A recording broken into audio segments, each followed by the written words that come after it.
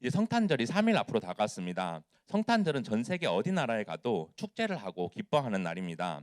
심지어 지구 반대편에 있는 호주에도 지금 여름이지만 성탄절을 축하하면서 보냅니다. 그런데 성탄절이 어떤 의미를 가지고 있기에 전 세계가 기뻐하고 기념할까요? 성탄절은 영어로 크리스마스죠. 그런데 이 단어는 두 가지 단어가 합쳐진 것입니다. 그리스도를 영어로 하면 크리스트이고 예배는 마스입니다.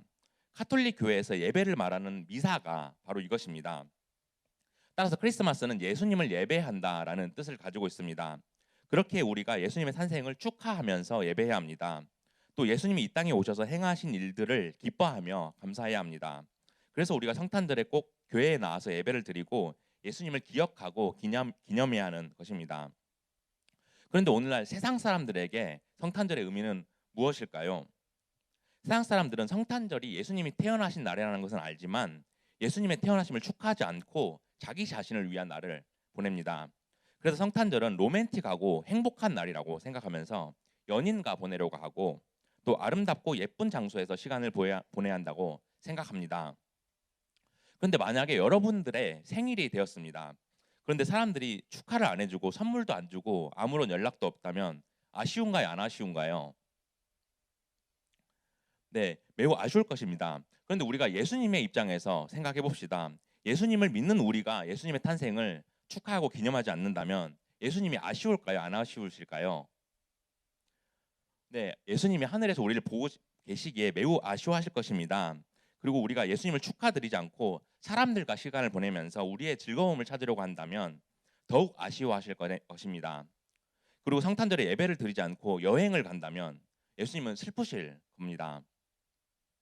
따라서 우리가 성탄절이 되면 이 시대의 문화가 아닌 하나님의 말씀을 따라가야 합니다.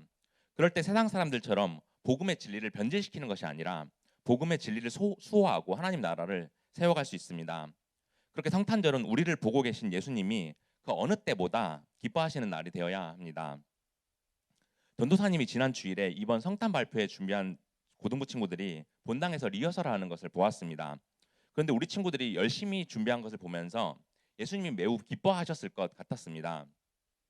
그래서 우리 친구들이 잘 준비한 것을 보면서 마음이 뭉클하고 감동이 있었는데 그동안 노력한 만큼 오늘 저녁에 멋진 공연이 될 것이라고 생각합니다. 그런데 이번에 우리 친구들이 워십으로 준비한 곡을 들어보니까 요즘 사람들 취향에 맞게 매우 세련되고 신나는 분위기로 잘 편곡되어 있었습니다. 그런데 요즘 시대 음악은 사람들의 마음을 자극시키는 화성과 선율을 가지고 있습니다. 그래서 우리가 찬양을 할 때 단지 음악이 좋아서 부르고 또 거기에 맞춰서 춤을 출 수 있습니다. 물론 시대에 맞게 음악을 사용하는 것은 중요하지만 그것보다 중요한 것은 우리의 중심이 어디를 향하고 있느냐는 것입니다. 따라서 우리가 찬양을 부르거나 워십을 할 때 진심으로 하나님께 찬양과 영광을 드리는 마음이 중요합니다. 또 가사를 생각하면서 거기에 담긴 의미가 무엇인지 생각할 때 하나님께 진정으로 찬양 드릴 수 있습니다.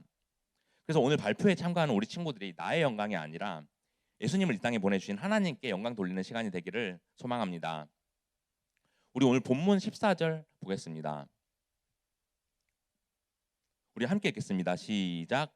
지극히 높은 곳에서는 하나님께 영광이요 땅에서는 하나님이 기뻐하신 사람들 중에 평화로다 하니라. 예수님의 탄생이 하늘에 계신 하나님께는 영광이고 이 땅의 사람들에게는 평화라고 말합니다. 이를 통해 우리가 예수님이 이 땅에 오셨다는 사실보다 더 기쁘고 위대한 소식이 없다는 것을 알아야 합니다. 그리고 예수님이 이 땅에 오신 지 2000년이 지났는데도 전 세계 사람들이 성탄절을 기념하고 기뻐하는 것을 보면서 성탄의 참된 의미가 무엇인지 생각해야 합니다. 오늘 살펴본 누가복음은 예수님을 따르던 누가가 기록한 예수님의 일생에 대한 이야기입니다. 마태복음, 마가복음, 누가복음, 요한복음 이렇게 4개 책은 복음서이지만 누가복음은 하나의 이야기책에 더 가깝습니다. 그래서 예수님이 태어나시고 행하신 사역으로 시작해서 초대교회를 통해 예수님의 복음을 전하는 선교에 대한 이야기로 발전합니다. 그런데 누가복음 2장을 보면 시므온과 안나에 대한 이야기가 나옵니다. 그들은 메시아가 오실 것을 기다렸고 아기 예수의 탄생을 보고 그 누구보다 기뻐했던 사람들이었습니다.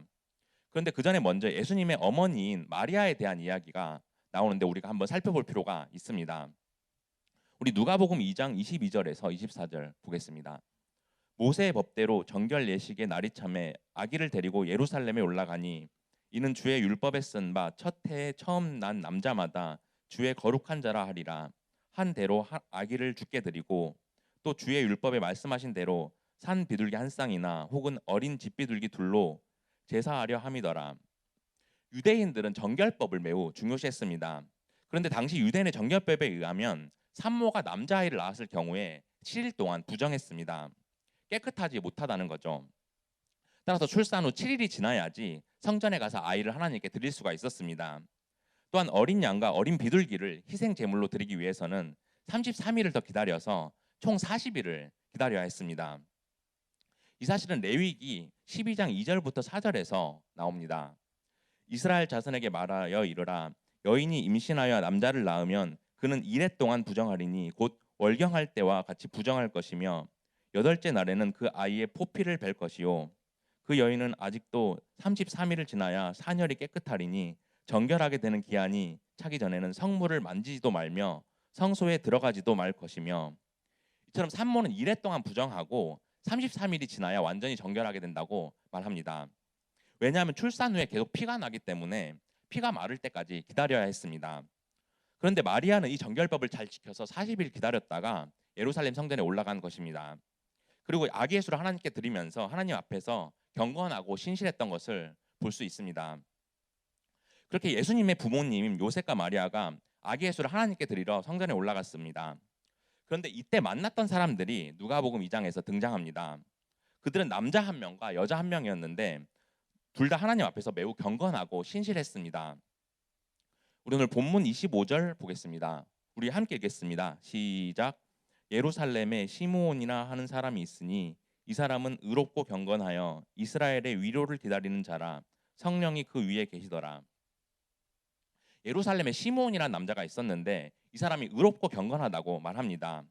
그리고 이스라엘의 위로를 기다렸다고 말하는데 여기서 이스라엘의 위로는 이 땅에 오셔서 이스라엘을 회복하실 메시아를 말합니다. 그리고 시므온에 이어서 안나에 대한 이야기도 나옵니다. 우리 누가복음 2장 36절, 37절 보겠습니다. 또 아셀 지파 바누엘의 딸 안나라 하는 선지자가 있어 나이가 매우 많았더라. 그가 결혼한 후 7해 동안 남편과 함께 살다가 과부가 되고 84세가 되었더라. 이 사람이 성전을 떠나지 아니하고 주야로 금식하며 기도함으로 섬기더니 예루살렘에 안나라는 선지자가 있었는데 그녀는 성전에서 주야로 금식하며 기도했다고 말합니다.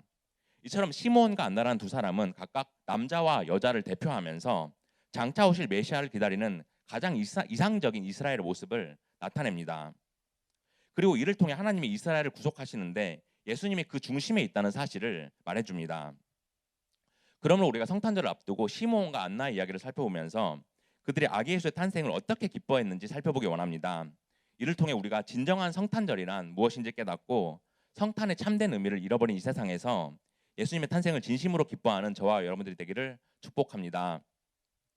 첫째로 진정한 성탄절은 우리 마음에 성령님이 함께 하시는 것입니다. 아기 예수가 오신 것을 보고 시므온이 매우 기뻐할 수 있었던 이유는 그의 마음에 성령님이 함께 하셨기 때문입니다. 그래서 25절에서 27절까지 보면 세 구절 모두 성령이 언급되는 것을 볼 수 있습니다. 우리 본문 25절 보겠습니다. 우리 함께 읽겠습니다. 시작. 예루살렘에 시므온이라 하는 사람이 있으니 이 사람은 의롭고 경건하여 이스라엘의 위로를 기다리는 자라. 성령이 그 위에 계시더라. 예루살렘에 시므온이라는 자가 있었는데 그는 의롭고 경건하다고 말합니다. 이렇게 그의 영적인 상태에 대해 말해주면서 그가 하나님을 신뢰하는 거룩한 신앙인이었음을 알 수 있습니다. 따라서 바리새인이나 제사장들 같은 율법주의자들과는 다르게 진정으로 하나님을 섬기는 가장 이상적인 유대인의 모습을 보여줍니다. 그런데 시므온은 예루살렘 성전에 올라온 요셉과 마리아에게 예수님에 대해서 증거합니다. 그래서 하나님이 예수님을 인정하고 계시다는 사실을 강력하게 주장합니다. 그런데 그가 그렇게 할 수 있었던 것은 특별히 그에게 성령님이 임해서 그의 안에 성령님께서 거하셨기 때문입니다. 이것은 시므온이 선지자들처럼 성령이 함께 하시는 사람이었다는 것입니다. 여기서 성령이라는 단어는 독일어 루터 성경을 보면 하일리게 가이스트라고 씁니다. 여기서 하일리시라는 형용사를 쓰는데 이 단어는 거룩한, 경건한, 믿음이 깊은, 성스러운이라는 뜻을 가지고 있습니다. 그리고 가이스트는 영혼이라는 뜻이어서 거룩한 영혼이라는 뜻입니다. 따라서 경건하고 의로웠던 시므온에게 바로 거룩한 영혼, 즉 성령이 함께 했음을 알 수 있습니다. 이처럼 성령이 함께하는 시므온은 이스라엘의 위로이신 메시아를 기다렸습니다. 그렇게 성령이 임재하고 있는 그에게 성령의 은사가 주어졌습니다. 그래서 그는 아기 예수가 메시아로 이 땅에 오신 것을 깨달았고 이제 하나님의 계시가 이루어져서 이 땅에 하나님의 나라가 시작된 것을 알았습니다. 이처럼 우리가 진정한 성탄절을 맞이하려면 성령님이 우리와 함께 하셔야 하는 것을 깨닫게 됩니다. 그래야 우리가 예수님이 오신 그 사실을 진심으로 기뻐할 수가 있습니다. 왜냐하면 성령님이 우리 마음속에 함께 하실 때 우리가 믿음이 생겨서 예수님을 이 땅에 보내신 하나님의 계시를 알게 될 수 있기 때문입니다. 그리고 예수님이 이 땅에 오신 사실은 하나님이 우리에게 주신 복음의 약속입니다. 그래서 예수님이 우리의 죄를 대속하기 위하여 십자가에서 단번에 이루신 제사로 우리에게 제사함과 영생이 있게 된 것입니다. 그래서 우리가 말씀을 깨닫고 하나님의 은혜를 알기 위해서는 성령님이 함께 하셔야 합니다. 우리 요한복음 14장 26절 보겠습니다. 보혜사 곧 아버지께서 내 이름으로 보내실 성령 그가 너희에게 모든 것을 가르치시고 내가 너희에게 말한 모든 것을 생각나게 하시리라. 이처럼 성령님은 모든 것을 가르치시기에 반드시 성령님이 함께 하셔야 우리가 말씀을 깨닫게 된다고 말합니다. 따라서 죄인인 우리가 믿음과 회심이 생기기 위해서는 성령님이 우리 마음에 역사하셔야 합니다. 하지만 성령을 떠나서는 우리가 말씀을 깨달을 수 없고 우리 마음에 믿음과 회심이 일어날 수도 없습니다. 예수님이 이 땅에 오셨을 그 당시에 예수님이 메시아로 이 땅에 오셨다는 사실을 사람들은 믿지 못했습니다. 특히 유대인들은 예수님을 이단자로 취급하면서 유대인을 대표하는 대제사장은 예수님을 십자가에서 사형시킬 것을 선고했습니다. 그리고 예수님이 지신 십자가에는 유대인의 왕이라는 현판이 달리면서 예수님이 유대인의 왕으로 오셨다고 말씀하신 그 사실을 조롱하고 비하했습니다. 하지만 시므온은 성령님이 함께 하신 사람이었기에 예수님이 정말로 유대인의 왕으로 오셨다는 사실을 깨달았습니다. 그런데 그에게는 그리스도를 보기 전에는 죽지 않을 것이라는 성령님의 약속이 있었습니다. 우리 본문 26절 보겠습니다. 우리 함께 읽겠습니다. 시작. 그가 주의 그리스도를 보기 전에는 죽지 아니하리라 하는 성령의 지시를 받았더니 하나님은 성령님이 함께 하시는 시므온에게 한 가지 약속을 주셨습니다. 그래서 시므온이 성령의 계시를 받아 메시아이신 예수님을 보게 될 것이고 그전에는 죽지 않을 것이라고 말합니다. 이것은 하나님이 시므온에게 하셨던 약속이기도 하지만 메시아가 이 땅에 오셔서 이스라엘을 위로하실 것이라는 하나님의 언약이기도 합니다. 그렇게 시므온은 메시아이신 예수님을 일생 동안 기다렸고 마침내 예수님이 오실 그 약속이 성취되었습니다. 당시 시므온의 나이는 고대 사료를 보면 112세의 나이라고 나옵니다. 이렇게나 긴 세월을 메시아를 기다렸던 시므온은 드디어 메시아이신 예수님이 태어나신 것을 보게 됩니다. 우리 본문 27절 보겠습니다. 우리 함께 읽겠습니다. 시작. 성령의 감동으로 성전에 들어가매 마침 부모가 율법의 관례대로 행하고자 하여 그 아기 예수를 데리고 오는지라. 시므온은 성령의 감동으로 성령의 인도하심을 받아서 예루살렘 성전에 가게 됩니다. 그런데 마침 율법대로 아기 예수를 하나님께 드리러 온 요셉과 마리아가 성전에 들어가고 있었습니다. 바로 이때 시므온이 그들과 마주치게 되었고 마침내 아기 예수를 만나게 됩니다. 이처럼 하나님은 성령의 인도를 사용해서 시므온이 정확한 시간에 또 정확한 장소에 오게 하셨습니다. 그리고 여기서 예루살렘의 성전에서 만난 것도 중요한 의미를 가지고 있습니다. 하나님은 이스라엘의 중심인 예루살렘에서 모든 사람들을 구원하실 언약을 세우셨습니다. 그래서 그들이 만난 그곳이 바로 하나님이 임재하신 장소인 예루살렘 성전이었습니다. 또 시므온뿐만 아니라 선지자였던 안나도 아기 예수를 만나게 됩니다. 우리 누가복음 2장 37절 38절 보겠습니다. 가부가 되고 84세가 되었더라. 이 사람이 성전을 떠나지 아니하고 주야로 금식하며 기도함으로 섬기더니 마침 이때에 나와서 하나님께 감사하고 예루살렘의 속량을 바라는 모든 사람에게 그에 대하여 말하니라. 시므온처럼 성령이 함께 하셨던 안나는 예루살렘 성전에서 주야로 금식하고 기도하자 마침 그때 아기 예수를 만나게 된 것입니다. 그래서 이 사실을 하나님께 감사하며 이스라엘의 구원을 바라는 모든 사람들에게 이 소식을 알렸습니다. 이처럼 성령의 인도하심으로 시므온과 안나는 그들이 그렇게 기다렸던 메시아로 태어나신 아기 예수를 만났습니다. 그런데 그들이 이것을 보고 얼마나 기뻐했을까요? 따라서 우리에게도 성령님이 함께 하셔야 예수님의 탄생이 진정한 기쁨이 됩니다. 그리고 예수님이 태어나신 사실은 온 세상을 구원하신 하나님의 언약이 마침내 이루어진 세상 그 무엇보다 가장 기쁜 소식입니다. 그러므로 이번 성탄절을 맞이해서 우리의 마음에 성령님이 함께 하실 때 그 어느 때보다 가장 기쁨이 넘치고 행복한 성탄절이 되기를 원합니다. 그래서 예수님이 이 땅에 오셔서 하나님의 언약이 이루어졌다는 사실을 깨닫고 예수님의 탄생을 진심으로 축하하는 여러분들이 되기를 축복합니다. 둘째로 진정한 성탄절은 우리를 구원하신 예수님을 찬송하는 것입니다. 아기 예수를 보게 된 시므온은 매우 기뻐하면서 하나님을 찬송했습니다. 그리고 간결하고도 명확하게 하나님을 찬송하면서 온 열방을 구원하러 오신 아기 예수를 보며 하나님께 영광을 돌립니다. 우리 본문 28절 보겠습니다. 우리 함께 읽겠습니다. 시작. 시므온이 아기를 안고 하나님을 찬송하여 이르되. 시므온이 하나님의 인도하심으로 아기 예수를 만났고 가장 먼저 보인 반응은 바로 하나님을 찬송하는 것이었습니다. 그런데 이 장면은 다윗의 고향 베들레헴에서 아기 예수가 말구유에서 태어났을 때 장면을 떠올리게 합니다. 우리 누가복음 2장 13절 보겠습니다. 호련히 수많은 천군이 그 천사들과 함께 하나님을 찬송하여 이르되. 예수님이 태어나셨을 때 베들레헴에 있던 목자들에게 천사들이 나타났습니다. 그래서 수많은 천군, 즉 하늘의 군대와 천사들이 함께 나타나서 하나님을 찬송했습니다. 그리고 나서 천사들은 목자들에게 말구에서 태어난 아기 예수를 찾으라고 명령했습니다. 이렇게 아기 예수가 태어났을 때 천사들이 하나님을 찬송했던 것처럼 시므온도 아기 예수를 안고 하나님을 찬송했습니다. 그리고 그렇게 찬송한 이유는 이스라엘을 구원하신 메시아의 소망이 이루어진 것이 기뻤기 때문입니다. 그리고 이스라엘 백성들을 대표하고 또 이스라엘 넘어 온 인류를 대표해서 하나님을 찬송하고 있습니다. 이어서 29절에서 32절까지 보면 시므온이 불렀던 찬양의 가사가 나옵니다. 우리 본문 29절 30절 보겠습니다. 우리 함께 읽겠습니다. 시작.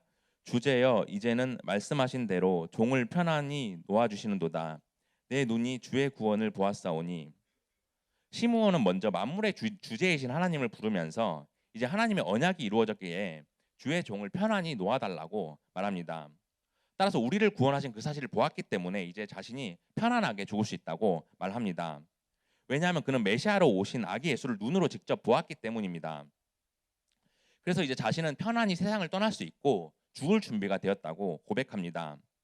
당시 시므온은 112세의 나이로 노쇠했기에 이제 하나님의 종으로서 아기 예수를 영접하고 찬양한 자신의 임무는 끝났다고 말합니다. 그리고 자신의 임무가 끝났다고 하나님께 고백한 이유는 메시아가 오셔서 모든 열방과 민족이 구원받게 되었기 때문입니다. 그리고 30절에서 말하는 주의 구원은 독일어 루터 성경을 보면 다이넨 하일란트 게제엔이라고 되어 있습니다. 여기서 하일란트는 구원자, 구세주라는 뜻을 가지고 있습니다. 그래서 시므온은 당신이 보내신 구원자를 보았다 이렇게 말하면서 구원자로 이 땅에 오신 예수님을 보았기에 이제 죽어서 자신이 하나님 나라에 들어갈 것을 확신한 것입니다. 오늘 본문 31절 보겠습니다. 우리 함께 읽겠습니다. 시작. 이는 만민 앞에 예비하신 것이요. 시므온은 하나님이 약속하신 구원이 온 세상 사람들에게 예비한 것이라고 말합니다. 그래서 하나님은 역사 속에서 구원 계획을 준비하셨고 이스라엘에서 구원자가 태어났다는 것입니다. 그리고 온 열방을 구원하실 메시아를 다윗의 후손으로 보내주실 것을 하나님은 계획하셨습니다. 우리 시편 132편 12절 13절 보겠습니다. 내 자손이 내 언약과 그들에게 교훈하는 내 증거를 지킬진대 그들의 후손도 영원히 내 왕위에 앉으리라 하셨도다. 여호와께서 시온을 택하시고 자기 거처를 삼고자 하여 이르시기를. 이처럼 하나님은 다윗의 후손으로 이어질 왕조가 결코 바뀌지 않고 영원하다고 말씀하십니다. 이것은 이 땅에 오실 왕이 바로 다윗의 후손인 예수 그리스도인 것을 말합니다. 그리고 하나님의 언약을 이루시는 그곳이 바로 시온, 곧 예루살렘으로 하나님이 거하시고 쉬실 곳이라고 말씀하십니다. 이처럼 하나님이 온 열방을 구원하실 그 사실은 계획되었을 뿐만 아니라 많은 사람들에게 예비된 사실이었습니다. 그리고 하나님은 다윗의 후손인 예수 그리스도를 통해서 그 계획을 이루셨습니다. 그래서 온 열방이 예수님이 십자가에서 이루신 그 사실을 보게 되었고 이 사실을 믿음으로써 구원을 받게 되었습니다. 우리 오늘 본문 32절 보겠습니다. 우리 함께 읽겠습니다. 시작. 이방을 비추는 빛이요 주의 백성 이스라엘의 영광이니이다 하니. 예수님은 이방을 비추는 빛이라고 말합니다. 여기서 빛이 의미하는 것은 어두운 곳에 찾아와서 그곳을 밝게 해주시는 것입니다. 따라서 예수님은 이 땅에 오셔서 빛이 되셨고 모든 사람들에게 하나님의 길을 비춰주셨습니다. 또 여기서 예수님이 오신 사실은 이스라엘의 영광이라고 말합니다. 여기서 영광은 독일어 성경을 보면 프라이스라고 되어 있습니다. 이것은 상금, 포상을 의미하는 것입니다. 따라서 예수님이 오신 사실이 이스라엘이 상을 받았다는 것입니다. 그리고 그들이 받게 된 상이 바로 하나님이 약속하셨던 구원의 언약입니다.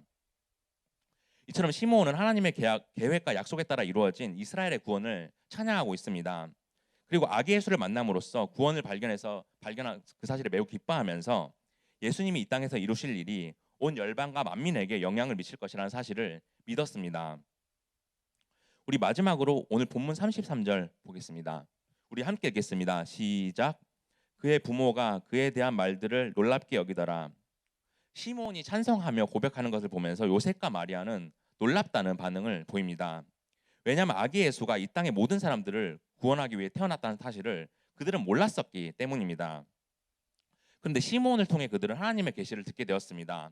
그리고 자세히 들어보니 베들레헴의 말 구유에서 태어난 자신의 아기가 온 유대와 이방을 포함한 열방을 구원할 메시아라는 사실을 알고 깜짝 놀랐습니다. 그리고 그들도 시므온과 안나처럼 메시아가 이 땅에 오신 사실을 매우 기뻐했습니다. 그러므로 다가오는 성탄절을 맞아서 우리를 구원하신 예수님을 진정으로 기뻐하는 진정한 성탄절이 되기를 원합니다. 그래서 이 땅에 왕으로 오셔서 온 열방을 구원하러 오신 예수님을 기뻐하며 찬양하는 여러분들이 되기를 축복합니다. 이제 말씀을 맺겠습니다. 사랑하는 고등부 친구들, 성탄절을 맞이해서 오늘 말씀을 통해 예수님이 태어나신 소식이 우리 삶에 가장 기쁘고 가장 위대한 소식임을 깨닫기 원합니다. 그래서 세상 사람들은 성탄절을 자신의 즐거움과 행복을 위해 보내지만 우리는 하나님의 자녀로서 참된 성탄절을 맞이하길 원합니다. 그래서 진정한 성탄절을 맞이하기 위해서는 성령님이 우리의 마음에 함께 하셔야 한다는 사실을 깨닫기 원합니다. 그래야 우리가 예수님을 마음속 깊이 영접해서 그분이 오심을 진심으로 기뻐할 수가 있습니다. 그렇지 않는다면 우리가 성탄을 기뻐하는 것이 아니라 그저 우리의 즐거움을 쫓는 날이 될 수도 있습니다. 또한 진정한 성탄절은 우리를 구원하신 예수님을 찬양하고 예배하는 날임을 깨닫기 원합니다. 그래서 죄와 사망으로 어둠에 빠진 이 세상을 빛으로 찾아오셨고 빛으로 하나님의 길을 비춰주셨다는 사실에 감사하기 원합니다. 그래서 우리를 구원하신 그 사실에 진심으로 기뻐하며 찬양하기를 원합니다. 그리고 이 놀라운 비밀인 예수님의 탄생을 우리에게 알려주셨다는 사실을 깨닫고 다가오는 성탄절에 하나님께 전심으로 뜨겁게 예배하길 원합니다. 또 이 기쁜 소식을 전하면서 주변 사람들에게도 진정한 성탄절의 의미를 알려주기 원합니다. 그럴 때 한 주간도 하나님이 우리를 기뻐하셔서 그 어느 때보다 은혜가 가득 넘치는 성탄주일이 되기를 주님의 이름으로 축복합니다.